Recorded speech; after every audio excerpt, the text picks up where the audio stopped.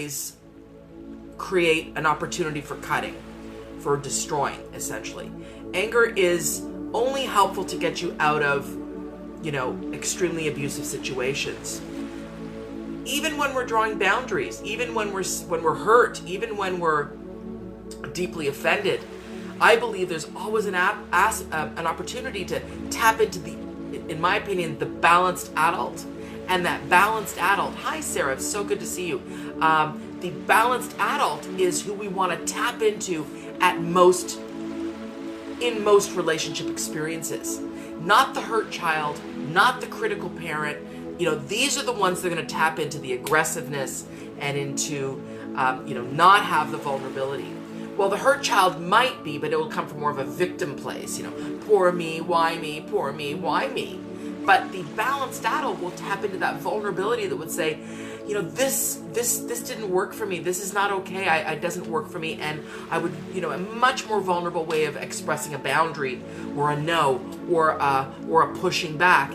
Because what we're trying to do is create community, create connection, create alchemy versus division, amputation, and cutting off. To me, that's what's healing the planet. To me, that's what is healing the planet. And also, a really big one to tap into the vulnerable self is to tap into compassion of self.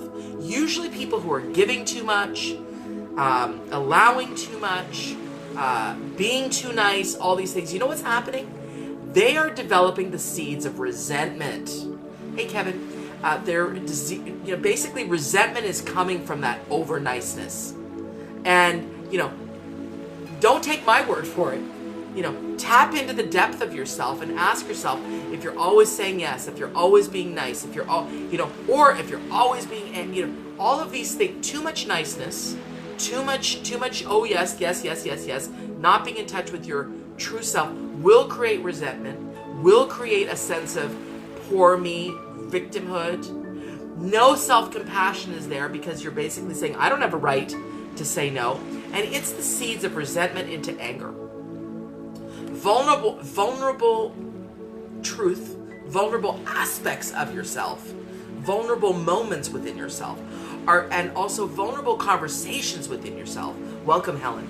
Are going to bring you the richness of being able to be in connection with people, but at the same time being in a place where you're drawing clear boundaries from a gentle place. I mean, I had recently a situation in which